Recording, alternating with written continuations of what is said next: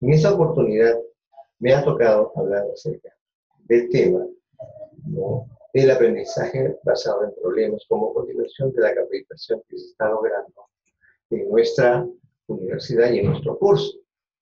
Un curso por demás muy importante, ya que la enseñanza por competencias implica pues la aplicación de rúbricas de evaluación. Y vamos a tener estos temas que vamos a desarrollar durante esta parte. Nuestro tema 2, aprendizaje basado en problemas ABP, para conocer a todos ustedes, pues lo primero que busca es que comprendamos qué es el aprendizaje basado en problemas.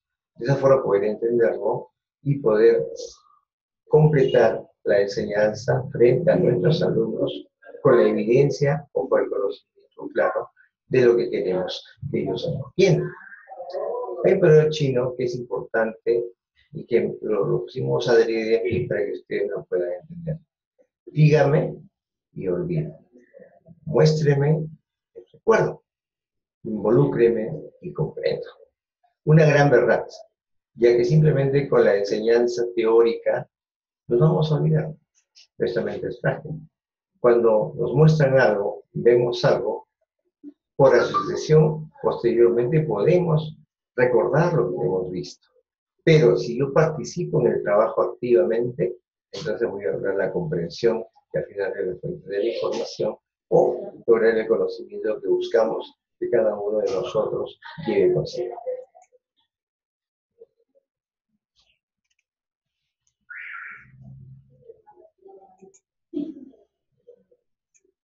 ¿Cuáles son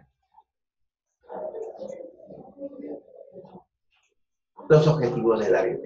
Bien, es importante primero, cuando hablamos de ABP, que es aprendizaje basado en problemas, ABP, tiene objetivos definidos que nosotros debemos lograr.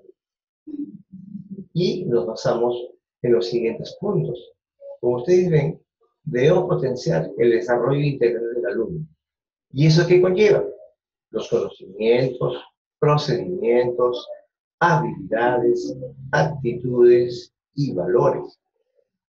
Debemos también nosotros fomentar una actitud positiva hacia su aprendizaje. ¿Qué cosa quiere decir esto? Que el alumno tiene que tener cierta autonomía para que pueda lograr el aprendizaje. Entonces eso le llamamos respeto de la autonomía del alumno. Luego, tengo que fomentar el trabajo en equipo. Estamos acostumbrados a trabajar en grupos, lo cual no es lo más aceptable. El trabajo en equipo es importantísimo, porque el trabajo que se realiza en salud, básicamente, como ejemplo, es un trabajo en equipo. No nos cabe en la cabeza de que se trabaja en forma individual.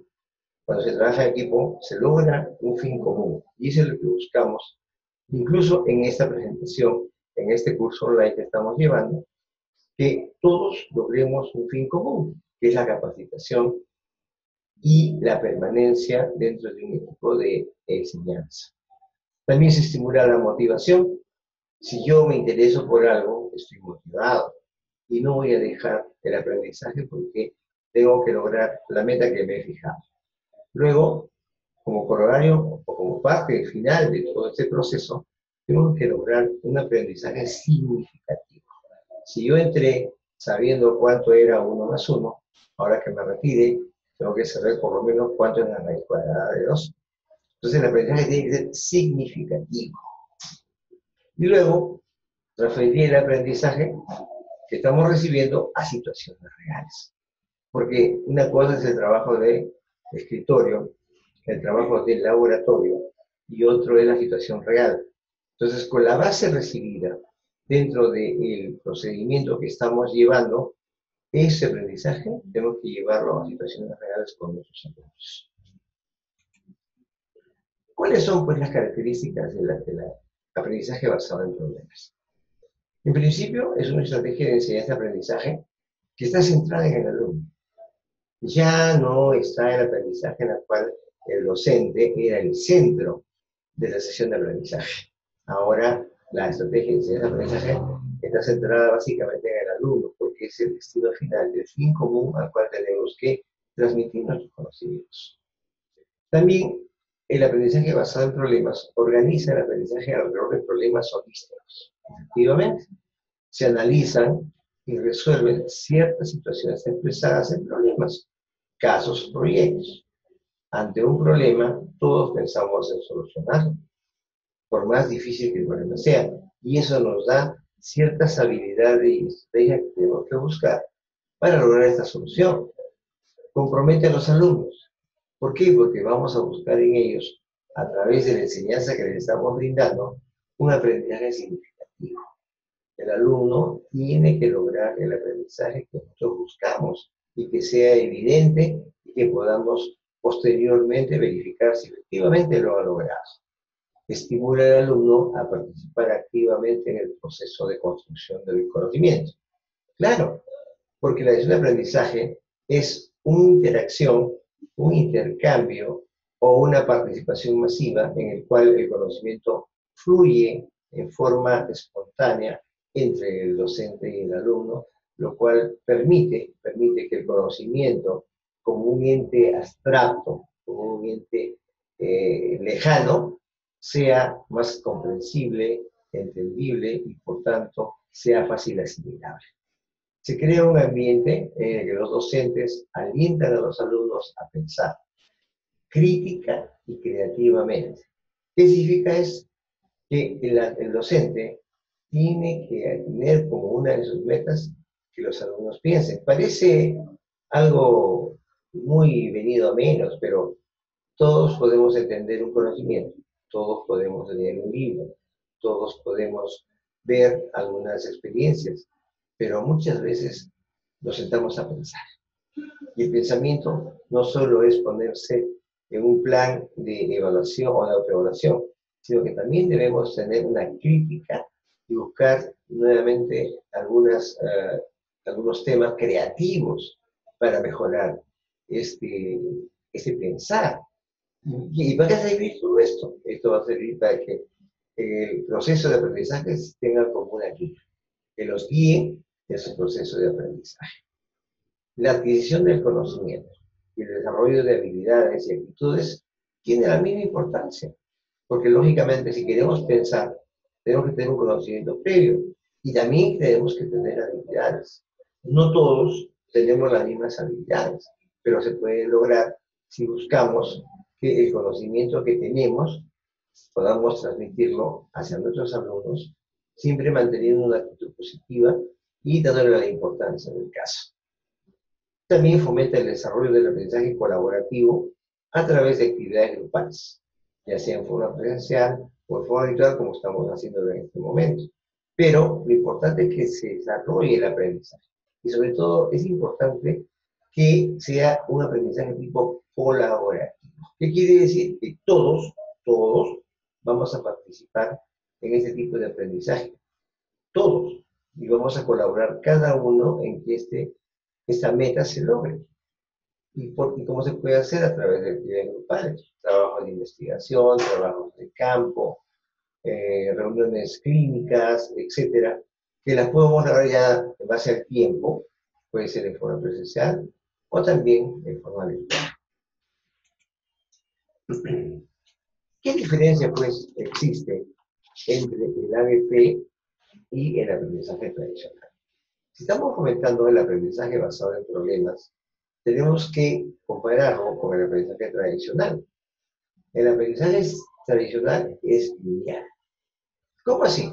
El docente viene, expone su tema, lo que se debe saber, el alumno aprende la información impartida, ese aprende, vamos a subrayar, aprende. Muchas veces este aprendizaje no se logra, por más que el docente haya expuesto con todas las técnicas adecuadas, el alumno tiene cierta dificultad para aprender la información impartida. Y entonces aquí es donde se presentan los problemas para aplicar lo aprendido. Porque el alumno, como no tuvo la suficiente información, o no comprendió, o no aprendió la información que se le quiso dar, entonces tiene problemas para aplicar, entre comillas, lo aprendido. Esto es lo tradicional. Sin embargo, el ABP cíclico o el aprendizaje basado en problemas, como es cíclico, Es un proceso en el cual vamos a ver que tiene cuatro pasos importantes. Primero, tenemos que identificar las necesidades del aprendizaje. ¿Qué quiere decir esto? Que nuestros alumnos tenemos que ver en qué punto están fallando o en qué punto están flojos sus conocimientos y qué tipo de aprendizaje necesitan. Entonces tenemos que identificar necesidades. Un segundo paso, una vez que hemos detallado o hemos determinado e identificado este aprendizaje, se va a dar el aprendizaje de información sobre el tema que nosotros hemos considerado que es una necesidad. Una vez que se da el aprendizaje de ese tipo, se tiene que resolver el problema y se tiene que identificar problemas nuevos. Porque si yo voy a resolver ese tipo de problemas que tenía en el paso 2, en el paso 3, yo tengo que resolver el problema de forma definitiva, pero al hacer eso vamos a ver que van a aparecer problemas nuevos que también merecen ser resueltos. Y por último, en el paso 4, se presenta el problema principal, diseñado, seleccionado, que hemos visto, y vamos a ver cómo hemos logrado solucionar este problema comparativamente cuando recién iniciamos el proceso, que es la identificación de necesidades de aprendizaje. ¿Y cuáles son los procesos que lleva esto? Son 8 procesos que son importantes que nosotros debemos conocer. Existen diferentes propuestas sobre los pasos que se van a llevar a cabo, ¿no? Sin embargo, todas ellas tienen un fin común, toditas, porque lo que se busca es llevar al alumno al mismo objetivo. Yo quiero que el alumno aprenda, yo le enseño A, y yo quiero que el alumno aprenda A, pero en ese proceso el alumno puede aprender A más B. Quiere decir que en el camino pueden haber otro tipo de problemas, otro tipo de conocimientos que el alumno va a lograr sustantivamente a partir de lo que logró inicialmente. Algunas de esas propuestas son las siguientes, de hecho, 8 pasos. Pero tengo que recordar aquí algo importante que nos trae justamente la definición de la aprendizaje basada en problemas.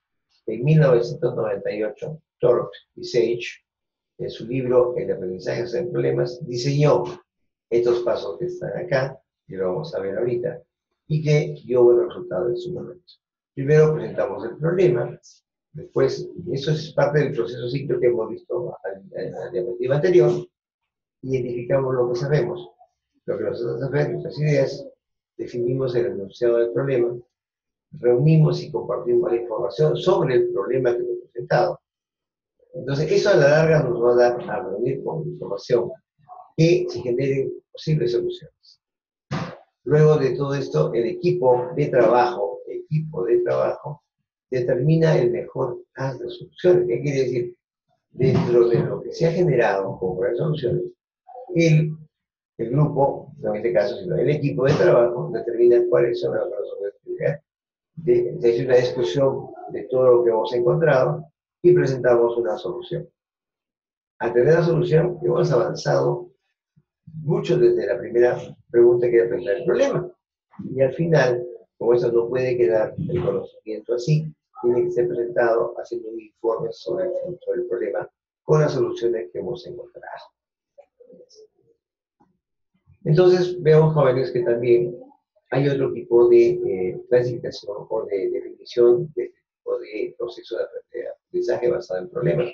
Ahora, Eslet y Denick, en 2007, ellos consideraron 7 fases. Lo primero, aclarar términos y conceptos. Claro, definición de términos y conceptos. ¿Por qué? Porque en base a eso vamos a determinar el problema. Luego tenemos igualmente que en el caso anterior definir los problemas. Tenemos que demostrar o mostrar a los demás o al equipo de trabajo cuáles son los problemas que tenemos que ver y vamos a definir cada uno de ellos. Luego tenemos que analizar los problemas a través de formulación de hipótesis, explicaciones, preguntas, etc. Cuando hemos hecho un análisis detallado de esto, tenemos que hacer una lista sistemática de este análisis. De acuerdo que vamos a tener del 1, por ejemplo, hasta el 10, y vamos a ir viendo uno por uno lo que hemos encontrado en los análisis. Luego formulamos los datos de la medida esperados. Quiere decir esto que una vez que hemos hecho nuestra lista de problemas encontrados o respecto de análisis, se van a formular los resultados del aprendizaje que esperamos. Luego vamos a lograr un aprendizaje independiente centrado en los resultados. Por último, sintetizamos y presentamos esta nueva información. Morales y Landa, en el año 2004, establecieron otro tipo de desarrollo del aprendizaje basado en problemas. Y también ese grupo de investigadores planteó 8 fases, 8 fases, ¿no? Primero, dijo, tenemos que leer y analizar el escenario del problema. Luego tenemos que hacer una lluvia de ideas. Algo parecido a lo que hacemos nosotros con nuestro análisis core, que todo nace de los problemas encontrados, y luego hacemos una lluvia de ideas, ¿ok? Luego hacemos una lista con todo aquello que conocemos, hacemos una lista con todo aquello que no conocemos, ¿no? En ese transcurso hemos visto cosas que ya tenemos en cartera, como decimos, y cosas que no, que han aparecido. También tenemos una lista con cosas que no conocemos. Luego hay que hacer una lista de aquello que necesita hacerse para hacer el problema. Soluciones, soluciones. Una vez que tenemos todo esto, recién vamos a definir el problema. Mire, estamos volviendo, según la perspectiva anterior, ¿no?, a definir el problema. Luego vamos a obtener información sobre el problema, búsqueda de información, ¿no? Y luego, al final, tenemos igualmente que presentar resultados. Es un proceso un poco más analítico, ¿no?, pero que al final, todo, una vez que presentamos resultados, nuevamente podemos el proceso repetir por cada uno de los problemas encontrados. O sea, es un mecanismo de retroalimentación que va a permitir formar un círculo de aprendizaje. Y bien, como todos los elementos o todos los actores que participan en un proceso, pues tenemos que el aprendizaje basado en problemas, en primer lugar, tiene que ver con un problema. Si es basado en problemas, tiene que haber un problema.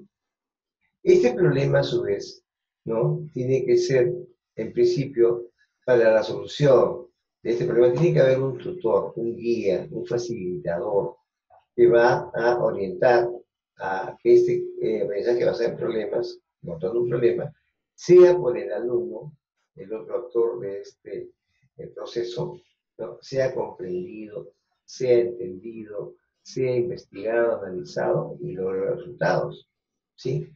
Entonces, ¿y qué tiene que hacer? Que el alumno no trabaja solo, no es independiente. Hemos dicho que el trabajo se realiza en grupo o en equipo.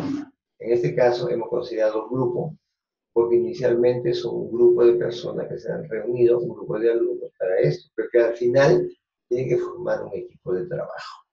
Cuando hemos logrado encontrar todas las soluciones o parte de las soluciones a ese problema que hemos tenido acá, tenemos que proceder a una evaluación de lo que hemos encontrado, de tal forma que podemos comprobar si efectivamente este problema ha sido solucionado o se requiere de otros elementos. ¿Qué fomenta, pues, el aprendizaje basado en problemas?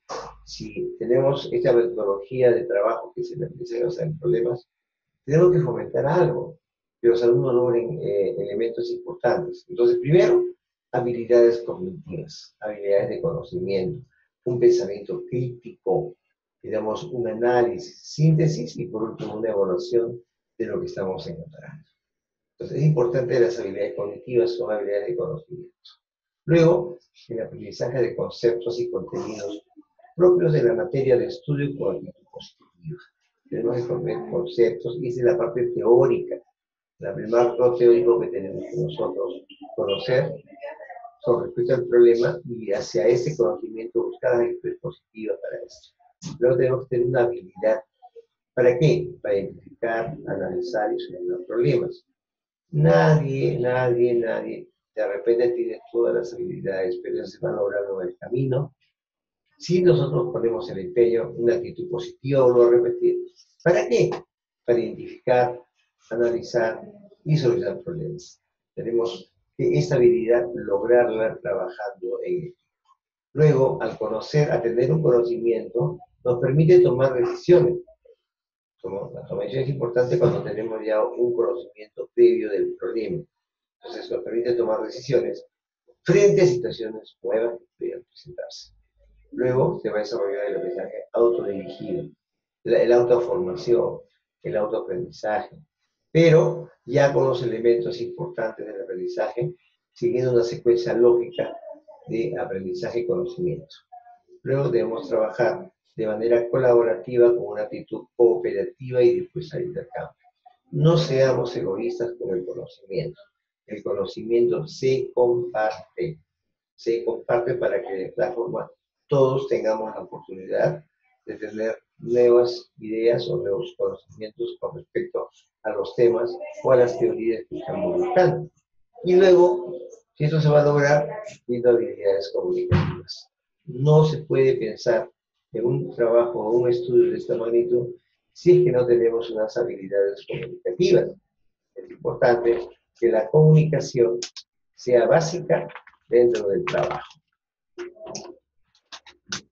¿Qué más fomenta el aprendizaje basado en problemas? Manejar eficientemente diferentes fuentes de información. Debemos nosotros tener mucho cuidado con la fuente de información que podemos usar. Siempre nuestra fuente de información tiene que ser una fuente de información que deriva de unas páginas o de unas fuentes netamente de carácter científico, no de conocimientos empíricos que no tienen ningún sustento o un respaldo bibliográfico serio. Luego también debemos escuchar y comunicarse de forma efectiva dentro del grupo, dentro del equipo de trabajo, dentro de los alumnos y la comunicación docente-alumno. Luego tenemos que argumentar y debatir ideas sólidamente fundamentadas. Para llegar a un debate y a un argumento de nuestras ideas, tenemos que tener un conocimiento sólido, basado en información científica. No podemos hablar de conocimientos empíricos y mucho menos admitir o debatir estas ideas. Debemos participar en el proceso de toma de decisiones. Si ya tenemos el conocimiento, ya tenemos la solución a los problemas, es hora de tomar decisiones. ¿Para qué? Las decisiones se toman para cambiar una situación. ¿Ok? La toma de decisiones nos va a permitir cambiar un tipo de actitud, nos va a permitir cambiar la solución a un problema viéndolo desde otro punto de vista y nos va a permitir hacer de todos modos el logro de una mejor solución. Cuestionar la escala propia de valores, honestidad, responsabilidad y compromiso. Los valores están venidos a menos. En los trabajos científicos muchas veces no se cumplen con los valores dados. Pero nosotros tenemos que tener nuestra propia escala de valores basada justamente en esas tres fuentes. La honestidad, la responsabilidad y el compromiso para poder. Son pilares importantes dentro de lo que está fomentando el aprendizaje basado en problemas. Y luego tenemos que mostrar seguridad y autonomía en las acciones. Si tenemos el conocimiento firme, el conocimiento sólido, bien fundamentado, con una fuente de información adecuada y de confiabilidad, debemos demostrar seguridad y autonomía en las acciones que vayamos a realizar. Muy agradecido, mis estimados alumnos, por la diferencia en darme un tiempito para poder transmitirle nuestros conocimientos.